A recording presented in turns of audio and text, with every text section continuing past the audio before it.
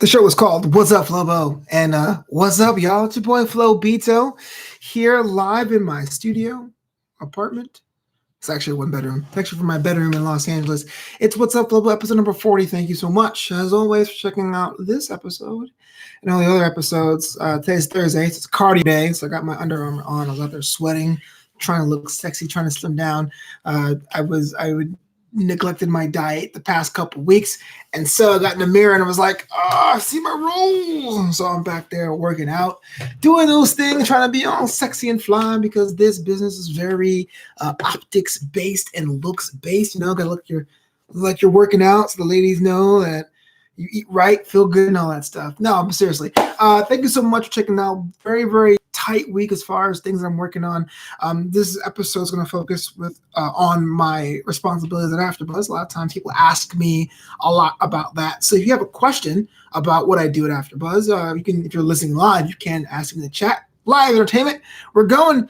Yes, Mo, it's going to be games o'clock soon then, baby. You know, trying to... I think I pulled something. No, this week has been pretty chill as far as I am doing centered, but stressful as far as everything else. The wedding season starts for me this Saturday, my first wedding of the year. It's a Saturday, daylight savings time is Sunday, so it's always getting things out of whack. I went to the bank this morning and I put money in the ATM, and I somehow left my card in the ATM. So the ATMs are really smart now. They took it. And then my bank emailed me and was like, yeah, we're keeping your card for your security, so order a new one, Jack.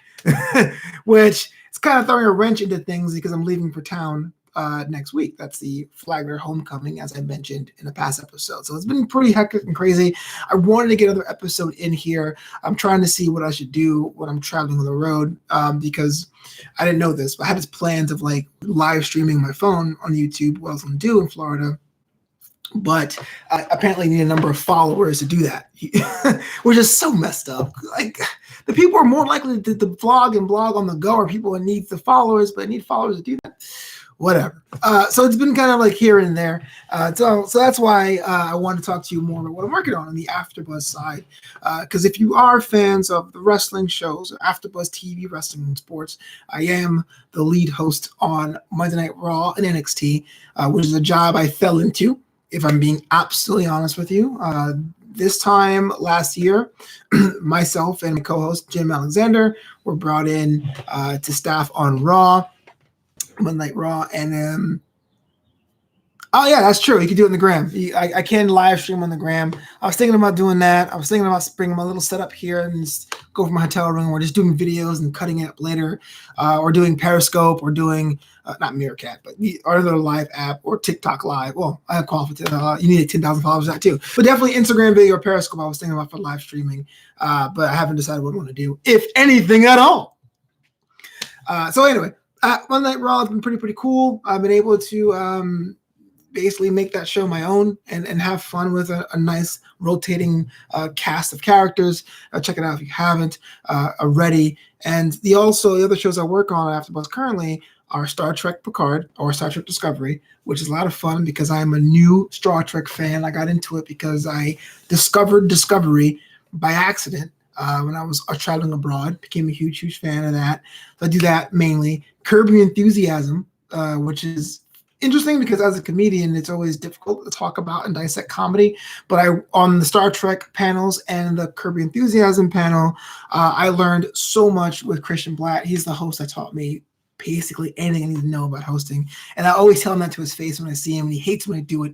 But it's absolutely true. There's a huge Trek fan base, and that's why I was afraid to do it. I felt like Trekkers or Trekkies, at least from the outside, were very protective of their fandom. And I thought as a new person, I'd be seen as fake.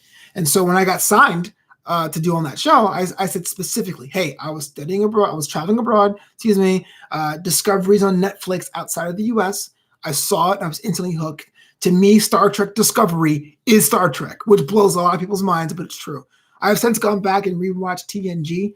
It's a lot more difficult to do that now. It's 20 years of television have passed, and those shows back then weren't made to be binged. They were kind of made to watch and experience as a complete idea, episodic, if you will. But I went back and watched TNG. But to me, Discovery and that theme song and all that stuff, and Michael Burnham and the cast of characters on the bridge and Mr. Saru, all of that to me is Star Trek. So that's a lot of fun doing that. Curb Your Enthusiasm, comedians on a comedy show talking about comedy is something interesting. This week we launched the Hall of Fame Wishes show, or relaunched that. That was kind of fun, just hanging out with the boys and talking about professional wrestling and who we want to be in the Hall of Fame, either former Intercontinental Champions, or this week it was factions. It was a really cool experience just to be outside of the in this match mold. There's a couple friends with a couple drinks, just chatting about wrestling and what's going on. That to me is the crux of that. That's so I'm all over the place when it comes to that. Oh, DS9 is the best. You know, it's funny you say that. When I was on Discovery last season, Discovery After Show, I had a poll. I said, which Star Trek should I watch first? And actually, DS9 won. DS9 was actually voted, I should watch that first. But then my host pulled me inside and was like, you know what? Forget that poll. You're doing TNG because Picard is the man. I go, okay, man, whatever. Yeah. So I guess DS9 will be next. Although I hear it's a little different. One of my hosts doesn't like Voyager. One of my hosts doesn't like Enterprise. But yeah, I'm working on that. It's a lot of content. It's a lot of content, and it's unlike wrestling. I think it's a lot harder to fake the funk when it comes to Star Trek because yeah, you can say, "Oh, I love that Frankensteiner." No, almost no one's going to correct you and be like, "That's actual Hurricane Rana." No, you know what I'm saying? It's like, but on Star Trek, if I say, "Oh yeah, that Vulcan looks pretty mad," and someone goes, "Ugh, that's totally a Romulan, bro," and you feel like you're an asshole, right? That's pretty much. Yeah. So also, fast fact: when I do Star Trek for costumes on Halloween, I dress up as either a red shirt or Captain Sisko. So there's a DS9 connection there. So my schedule, as it is right now, was Mondays was Curb Your Enthusiasm and Raw. Wednesdays is NXT, and Thursdays is Star Trek. But then, which is the reason of today's episode, there was this show they pulled me on and said, "Hey, Flobo, your experience with love is different. It's unique." I want to get into it, but long story short, I had my first girlfriend at like 27, and then we broke up. And so I'm single, so I didn't really have like the games the little boys play, they say. So they put me on the show called Love is Blind, which is Netflix's like first foray into reality love show, which blew up, apparently. Didn't know. I was innocent. I walked into everything like a buzzsaw. I was like, wow, who didn't know how people are so difficult on TV? I don't watch The Bachelor. I don't watch Married at First Sight that much, but I was pulled in and drawn into Lauren and Cameron's thing. If you search the Love is Blind after show on AfterbuzzTV, the views we get on that far eclipses the stuff we do at wrestling. And I'm just sitting there going like, I have no idea. So that's been a lot of fun having people walk me through things and say, oh my gosh, he's so innocent, or oh my gosh, like we're going to make sure you understand what's going on in life. And the whole thing has just been a cool experience. And the point I'm talking about this, I don't want to tell people to brag about AfterBuzz because frankly, there's a lot of things to brag about AfterBuzz, a lot of things to not brag about AfterBuzz. It's always find ways to mix and match your experiences. I love wrestling. I'm a bona fide wrestling fan. I love being the host. I'm on that Raw NXT. But Star Trek, I knew I was a new fan, and I was willing to accept the criticism of being the new dumb fan in this established fandom.